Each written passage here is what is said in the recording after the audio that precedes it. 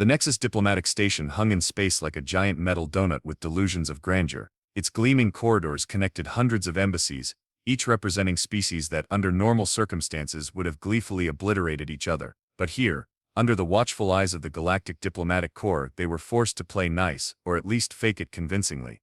And then there was Commander Krag. Even in a station filled with 6 tentacled economists and floating gas-bag philosophers, Krag stood out. 8 feet tall with iridescent obsidian scales that looked like they could deflect laser fire, Krag moved through the station's corridors with the subtle grace of an apex predator. The ancient Thraxxian warrior was the last of his kind, a living relic from a civilization that had dominated 3 sectors of the galaxy before mysteriously vanishing 10,000 years ago. Make way for Commander Krag. A nervous protocol droid scurried ahead of the towering figure, its metallic voice crackling with static. The crowded corridor parted faster than matter fleeing a black hole. A pair of Vixilian diplomats practically dove into a service alcove. An Thraxxian trade delegate suddenly remembered an urgent appointment in the opposite direction. Krag noticed it all with 4 glowing amber eyes that missed nothing. His face, if you could call the rigid mask of scales and bone ridges a face, betrayed no emotion. But then again, it never did. Meeting Room 7 is prepared for your meditation, Commander, chirped the droid, gesturing toward a reinforced doorway that had been specially modified to accommodate Krag's impressive height. Krag's voice rumbled like distant thunder. Acceptable. That single word sent a Malushan scurrying away so fast he left a trail of slime on the polished floor. Nobody knew precisely why Commander Krag had chosen to serve as the representative of the Galactic Historical Archive. The archive itself was mysterious enough, an autonomous entity dedicated to preserving knowledge of extinct civilizations. But sending a warrior as its ambassador, that made about as much sense as asking a supernova to handle your interior decorating. Rumors about Krag flew around the station faster than contraband. Some said he'd personally ended the Thraxxian Empire by assassinating the entire imperial court in a single night. Others claimed he'd destroyed a moon just to make a point during negotiations. The most persistent rumor was that he collected the skulls of those who displeased him, though nobody could explain where he kept this alleged collection in his Spartan quarters. What everyone agreed on was simple: stay away from Commander Krag if you valued continued existence. For 3 standard years this approach had worked perfectly. Krag attended mandatory diplomatic functions, said absolutely nothing, and everyone pretended not to be terrified. It was a system that worked for everyone. Until, of course, the humans got involved. Wait, so that's the guy everyone's scared of? Max Jenkins peered around a corner, squinting at the massive figure disappearing into a meeting room. Huh. I was expecting more tentacles or something. Please lower your voice, Mr. Jenkins. Director Plex, a willowy blue humanoid with 4 arms and a perpetually worried expression, tugged Max back. Commander Krag has exceptional hearing. Max Jenkins was the newest diplomatic assistant stationed on Nexus, and possibly the worst candidate for the job in the history of the Galactic Diplomatic Corps. Not because he lacked qualifications, his linguistics degree and natural aptitude for cross-cultural communication were impressive. No, Max's problem was his complete inability to acknowledge the existence of danger, combined with fatal levels of curiosity. But he's just standing there, Max observed, craning his neck for another look. I mean, sure, he looks like he bench presses asteroids for fun, but that doesn't make him automatically scary. Director Plex's skin pulsed a worried shade of indigo. Mr. Jenkins, during your orientation, did you not read the file marked Critical Diplomatic Protocols? Oh, that. Yeah, I skimmed it. Max straightened his rumpled uniform jacket. At 28 Earth years, he had the disheveled appearance of someone perpetually running late, which he usually was. But come on, half of it was just instructions on how to avoid offending the Thraxxian delegates. Like I'm going to accidentally challenge one to a duel by using the wrong fork. Which you did, on your first day. To be fair, they have 17 identical forks, and the duel was actually kind of fun. Director Plex's 4 hands simultaneously massaged his temples. The section regarding Commander Krag was very specific. Maintain a minimum distance of 10 standard feet, no direct eye contact, no sudden movements. Max rolled his eyes. That's how you handle a dangerous animal, not a diplomatic representative. Commander Krag has personally ended 3 interplanetary conflicts. Well, that sounds useful. Diplomatic troubleshooting. By obliterating one of the participating parties, in each case. Max whistled. Okay, that's less ideal. A small group of diplomats hurried past, giving the corridor containing Krag's meeting room a wide berth. One whispered something about the skull collector as they passed. See, Plex gestured frantically. Everyone knows to maintain appropriate caution around the commander. But Max wasn't listening. His attention had drifted back to the meeting room door. It's just, don't you think it's kind of sad? Sad. Plex's voice rose an octave. What could possibly be sad about an ancient warrior with a body count higher than some planetary populations? He's alone. Max's tone softened. Like completely alone, last of his species, right? Nobody talks to him except that annoying protocol droid. Everyone's too scared. That's gotta suck. Mr. Jenkins, I strongly advise, I'm going to say hi. Against exactly that. Plex's blue complexion paled to a sickly azure. Please reconsider. The last assistant who disturbed Commander Krag's meditation was transferred to waste reclamation duties on Epsilon Eridani. Max was already halfway down the corridor. It'll be fine. Humans are great icebreakers. That's what the last human said before the Procyon incident. Plex muttered, but Max was out of earshot. As Max approached the reinforced door, he passed a maintenance worker who made frantic slashing gestures across his throat. Max responded with a thumbs up, completely misinterpreting the warning. With the boundless confidence that had already gotten him into 3 diplomatic incidents and 1 accidental meetings in his first week on station, Max Jenkins pressed the door chime to Commander Krag's sanctuary. The door slid open with an ominous hiss. The meeting room was dimly lit, illuminated primarily by glowing runes that drifted across the walls like digital fish in an aquarium. In the center of the room, Commander Krag sat cross-legged on a reinforced meditation platform, his massive frame impossibly still. All 4 of his amber eyes were closed. Knock knock, Max said, hovering in the doorway. Sorry to interrupt your, whatever this is. Krag's eyes snapped open simultaneously. The effect was like watching 4 tactical targeting systems lock onto a single target, specifically Max. You have entered my sanctum, Krag stated. His voice wasn't loud, but it resonated in Max's chest cavity like a subwoofer at maximum volume. Yeah, about that. I'm Max Jenkins, new diplomatic assistant. Max stepped fully into the room, letting the door close behind him with a finality that Director Plex would have described as suicidal. Just wanted to introduce myself. We're kind of neighbors. My quarters are just 2 sections over. Krag remained motionless. No one enters my sanctum. Well, I just did, so that's not technically accurate anymore. Max rocked on his heels looking around. Nice place. Very minimalist. Love what you've done with the, nothing. If Krag was capable of expressing confusion, he might have done so. Instead, he rose to his full height in one fluid motion, towering over Max like a monolith. You are not afraid, Krag observed. Max shrugged. Should I be? I mean, everyone's giving me the he'll tear your arms off warning, but I figured that's just diplomatic gossip. People always exaggerate. I have torn off many arms. Oh, Max blinked. Well, that's specific. Was that like a war thing or more of a hobby situation? The corners of Krag's mouth twitched almost imperceptibly. On any other species, it might have been the beginning of a smile. On Krag, it looked like the prelude to a seismic event. You are human, Krag said, circling Max slowly. Your species is young, impulsive, fragile, and charming. You forgot charming. I did not forget. I omitted. Max laughed, a sound that seemed to bounce oddly off the room's walls. See? You've got jokes. Nobody mentioned you had a sense of humor. I do not joke. Krag stopped circling. Why are you here, human Max Jenkins? Just Max is fine, and I told you, I wanted to introduce myself. Others avoid me. Yeah, I noticed. Seems rude, honestly. I mean, this is supposed to be a diplomatic station. Hard to have diplomacy when everyone's hiding in supply closets when you walk by. Krag was silent for a long moment. When he spoke again, his rumbling voice had taken on a slightly different quality. You disapprove of their fear. Well, yeah, I mean, unless you're actually collecting skulls in here somewhere. Max glanced around the Spartan room, which, if you are, no judgment, everyone needs a hobby. I do not collect skulls. That's a relief. Skulls decay. I prefer memory crystals extracted from the brain stems of worthy opponents. Max's smile froze. That's, Krag's rigid face shifted slightly. That was a joke. Oh, Max's genuine laugh echoed through the room.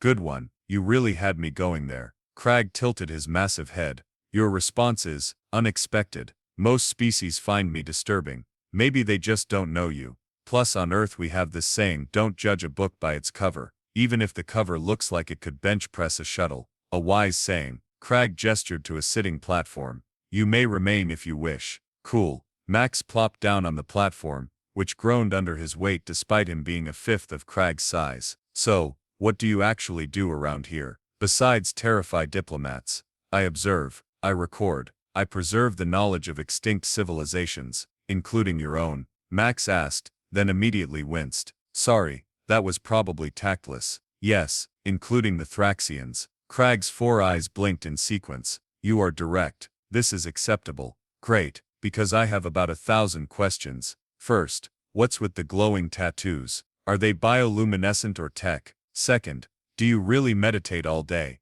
Third, the station's alert system cut through Max's questioning. Attention all diplomatic personnel. The Thraxxian delegation has arrived ahead of schedule. All section representatives report to reception bay. Krag rose. I must attend. Mind if I tag along? I'm supposed to be learning the diplomatic ropes anyway.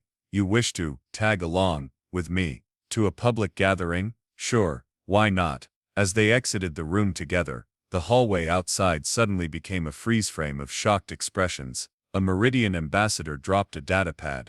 A maintenance worker flattened himself against a wall. Is that human? Whispered someone, walking with Commander Krag. Max leaned closer to Krag. See what I mean? You'd think we were announcing the apocalypse. Perhaps we are, Krag rumbled, and this time there was no mistaking it. The ancient warrior was definitely attempting something like a smile. Over the next standard month, the Nexus Diplomatic Station witnessed the strangest friendship in its 60-year history. Max Jenkins and Commander Krag became an unlikely but increasingly inseparable duo, spotted in corridors, observation decks and even, to the horror of the station's elite, in the officers' mess hall. Wait, so your civilization had achieved interstellar travel before my ancestors figured out agriculture? Max and Krag sat at a corner table conspicuously alone as other diners maintained a safety perimeter. Yes, the Thraxxian Empire spanned 3 sectors while humans were still perfecting stone tools. Krag delicately manipulated a protein cube with 2 clawed fingers. We observed your planet occasionally. No way. You're saying ancient aliens really did visit Earth? Not directly. Observation probes only. Krag's scales rippled in what Max had learned was amusement. Your species was deemed too primitive for contact. Ouch. Right in the evolutionary pride. Max grinned, sipping his coffee. So what happened to your people? If you don't mind me asking. The rippling stopped. Krag's 4 eyes focused on some distant point. Civil war, religious fracturing, environmental collapse, the usual path of advanced civilizations. And you're the only one left. I was in suspended animation, a warrior monk in deep meditation. When I awoke, 10,000 years had passed. Krag's voice dropped lower. The archive found me and offered purpose, to preserve what remained of my kind's knowledge. Max whistled softly. That's heavy. The mass of knowledge is indeed substantial. No, I mean never mind. Max smiled. For what it's worth, I think you're doing a good job, even if your diplomatic approach could use some fine-tuning. Across the mess hall, Director Plex was frantically signaling to Max from behind a potted plant. Max ignored him. Diplomatic approach? Krag questioned. Yeah, you know, the whole terrifying everyone into submission vibe. Not exactly winning hearts and minds. Fear is efficient. Maybe, but it's lonely. Max leaned forward. Haven't you noticed you're the only rep who always sits alone at diplomatic functions? Who never gets invited to the unofficial poker games in the Orion Sector's lounge? Krag's inner eyelids blinked slowly. I have no interest in poker games, not the point. You're isolated, and I don't think that's helping your mission of preservation. Knowledge isn't just data, right? It's context, culture, connection. For several moments Krag was silent. Then, you are wiser than you appear, Max Jenkins. I get that a lot, usually right after someone thinks I'm about to get myself killed. The station personnel believe that about our association. Krag gestured subtly to the surrounding tables, where various diplomats were pretending not to eavesdrop. They wait for me to. What is your expression? Snap and eat you alive. Max laughed. Are you planning to? Not currently. See, progress. Over the following weeks, the station adjusted to the bizarre sight of the human and the ancient warrior together. Max introduced Krag to human card games, which the warrior mastered with disturbing speed. Krag in turn taught Max meditation techniques that supposedly extended Thraxxian lifespans by centuries. Your breathing is incorrect, Krag observed during one such session in his quarters. I'm breathing the only way I know how, Max complained, cross-legged on a meditation platform. Inefficient. Humans waste oxygen. Krag's massive hand reached out, hesitated, then gently pressed against Max's diaphragm. Breathe from here. The gesture wasn't lost on Max. It was the first time Krag had initiated physical contact, a sign of trust from a being who could crush starship hull plating with his bare hands. Their unusual friendship became the subject of whispered conversations throughout the station. Junior diplomats started a betting pool on how long Max would survive.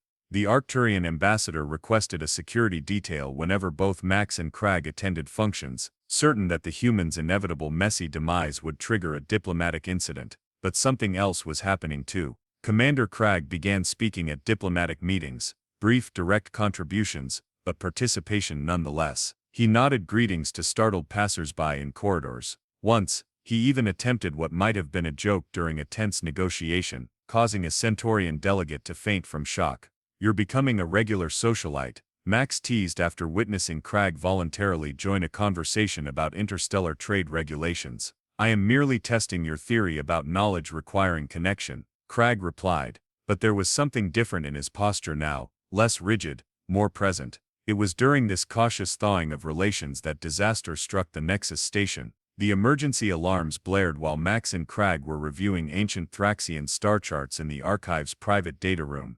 "Attention all personnel, this is not a drill. Hostile vessels approaching, security protocols enacted. All diplomatic staff report to secure zones immediately." Max looked up at the flashing red lights. "That can't be good." Krag was already moving toward the door, his massive frame suddenly radiating the deadly purpose that had made him legendary. "Come, we must reach the command center." As they rushed through panicked corridors, Max realized something significant for the first time since their friendship began. Everyone they passed was too frightened by the emergency to be frightened of Krag, except now, when they actually should be. The command center was chaos personified. Diplomats from 17 species crowded around holographic displays, shouting over each other in a cacophony of languages. Director Plex stood in the center, his blue skin pulsating with stress patterns as he tried to maintain order. "Everyone please. We must coordinate our response." Plex's voice was barely audible above the din. When Krag entered, the room fell silent. Max nearly bumped into the warrior's back, unprepared for the sudden stop. "Report," Krag demanded, his voice cutting through the silence like a plasma blade. Director Plex looked relieved to see someone taking charge, even if that someone was usually the station's most feared resident. "3 vessels of Vexit's core design have dropped out of hyperspace. They're ignoring all diplomatic protocols and have weapons charged." "Vexit's core," Max whispered to Krag. "I don't think I've met them at any of the mixers." "Because they are not diplomats," Krag growled. "They are raiders, scavengers. They target isolated outposts and stations, strip them of resources, and leave nothing behind." On the main view screen, 3 angular ships approached the station, their hulls covered in mismatched armor plating like scars. "They're hailing us," a communications officer announced. The view screen shifted to show a reptilian face with milky white eyes and exposed fangs. "Attention Nexus Station, this is Captain Draz of the Vexit's core sovereignty. Your location is now under our control. Disable your defensive systems and prepare for boarding. Resistance will result in immediate destruction." Director Plex stepped forward, hands raised in a universal gesture of peace. "Captain Draz, this is a diplomatic station protected by 17 interstellar treaties. Any aggressive action against us will be met with what consequence?" Draz interrupted, baring more fangs. "Your station has no military escort. The nearest patrol vessel is 3 hours away at maximum speed. We've jammed your distress signals." The Vexit's core captain leaned closer to the screen. "You have diplomats, not warriors. Surrender now." The command center erupted into panicked arguments again. Several ambassadors began demanding priority evacuation for their delegations. "They're right," Plex admitted quietly to Krag and Max. "Our defensive capabilities are minimal. If they open fire, how many civilians on board?" Krag asked. "Over 3,000, including support staff and families." Max watched Krag's expression darken. For the first time he saw why generations of species feared the ancient warrior. "I will speak to them," Krag declared. Plex looked dubious. "Commander, with all due respect, this is a delicate situation requiring diplomatic move." Krag's single word cleared his path to the communications console. The Vexit's core captain's smug expression faltered when Krag filled the screen. "Who are you?" "I am Commander Krag, last of the Thraxxian Empire." A visible ripple of uncertainty passed through the Vexit's core bridge crew. Even space pirates, it seemed, knew the legends.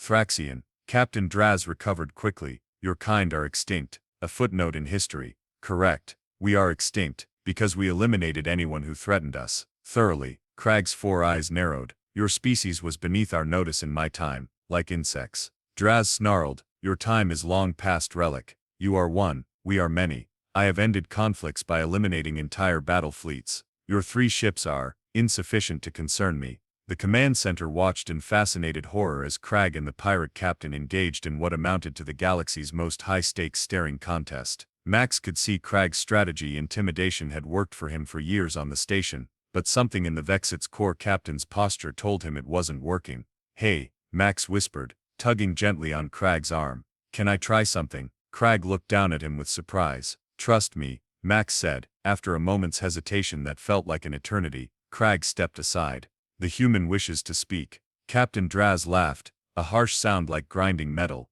"You send a human to negotiate. Now I know you're desperate." Max stepped into view, smiling broadly. "Hi there, Max Jenkins, diplomatic assistant. Quick question before you raid us. Have you scanned our station thoroughly?" The question seemed to catch Draz off guard. "Of course we have. And did your scans penetrate to the station's core, section Delta 9? Max kept his tone casual, conversational. Draz frowned. "What are you talking about?" "I'm talking about why Commander Krag is really here." Max leaned closer to the screen confidentially. "See, everyone thinks he's just some diplomatic representative, but that's the cover story. This station houses the last Thraxxian weapons cache in the galaxy, experimental stuff their empire was working on before they vanished." The command center had gone deathly quiet. Director Plex looked like he might faint. "You're bluffing," Draz said, but uncertainty had crept into his voice. "Am I? Why do you think the station's so lightly defended? Nobody wants to draw attention to what's really here." Max shrugged. "But hey, if you want to find out what happens when you threaten the guardian of Thraxxian superweapons, be my guest. I'm just a human. What do I know about ancient technology that can destabilize stars?" Krag stepped forward again, looming behind Max. "The human speaks too freely. This information is classified." "Sorry," Max said, not sounding sorry at all. "Just thought they should know what they're getting into." Captain Draz's eyes darted between them. "If you possess such weapons, why not threaten us with them directly?" "Because," Krag rumbled, catching on to Max's strategy, "Thraxxian weapons do not threaten, they simply eliminate. From distances your sensors cannot detect." Max nodded. "The commander here was about to give you a demonstration when I interrupted." "Sorry about that." "You're lying," Draz hissed, but he was already signaling to someone off-screen. "Maybe," Max admitted cheerfully. "But here's the thing about extinct civilizations that were thousands of years more advanced than you can't really know what they were capable of, can you? So the question is, how lucky do you feel today?" The standoff lasted another 30 seconds before Captain Draz snarled something in his native language. "We will withdraw, but this is not over. Looking forward to a proper diplomatic visit next time," Max called out as the screen went dark. The Vexit's core ships began turning away from the station. On the tactical display, their weapons powered down. The command center remained silent for a full beat, before erupting into cheers. Director Plex looked like he might collapse from relief. "That," Krag said quietly to Max, "was not what I expected." Max grinned. "Sometimes a really good bluff works better than actual weapons. There are no Thraxxian weapons on this station." "Of course not. But they don't know that." Krag's scales rippled in what Max now recognized as the Thraxxian equivalent of laughter. "Humans truly are the most interesting species I have encountered in 12,000 years. We have our moments," Max agreed. News travels quickly on space stations, but gossip travels faster than a quantum particle. By the next cycle, the story of how Max Jenkins and Commander Krag had saved the Nexus station had grown to mythic proportions. Basumit Seepsuru, Lupspread Pries, Livedi. According to the Rigelian barber, Max had physically wrestled the Vex Corps captain through the viewscreen.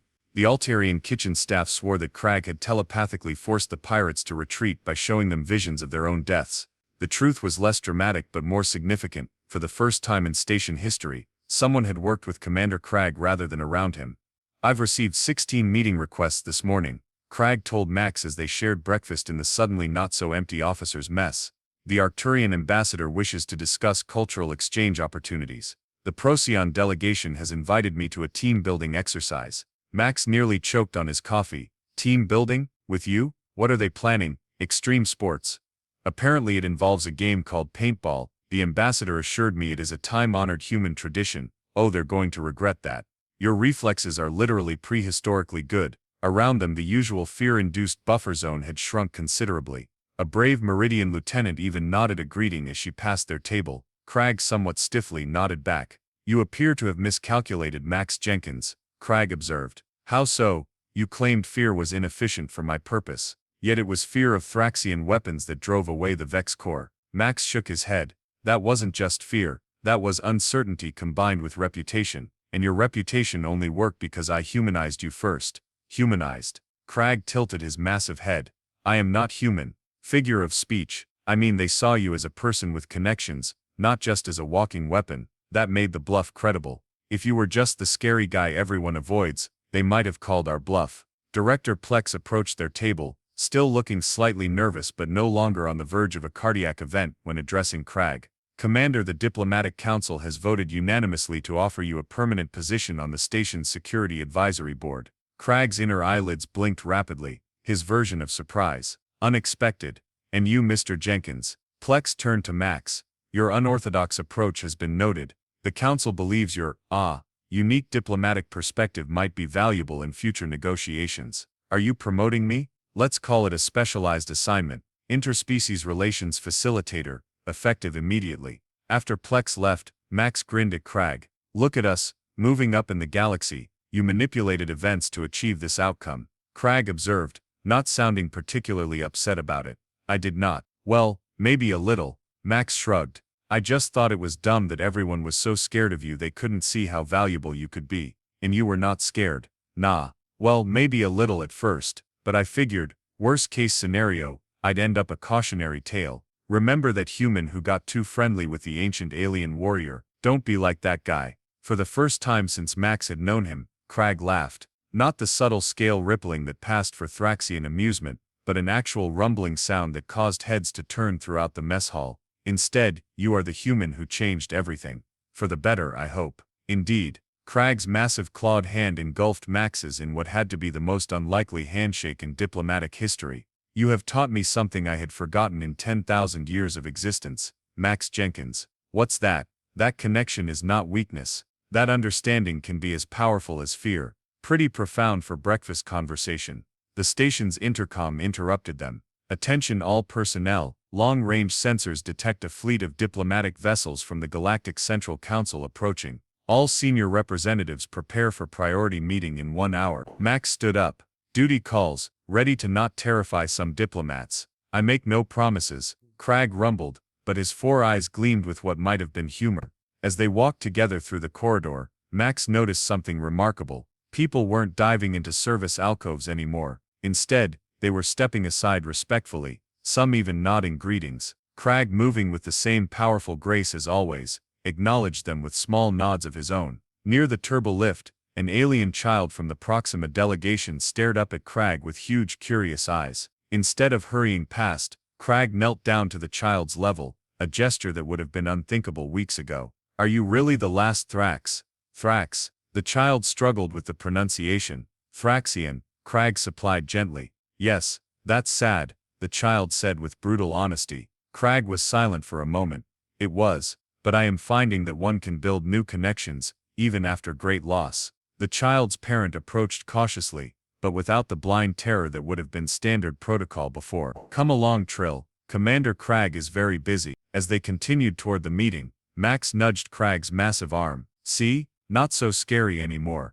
Perhaps that is not entirely beneficial. Some fear can be useful. Don't worry, Max grinned.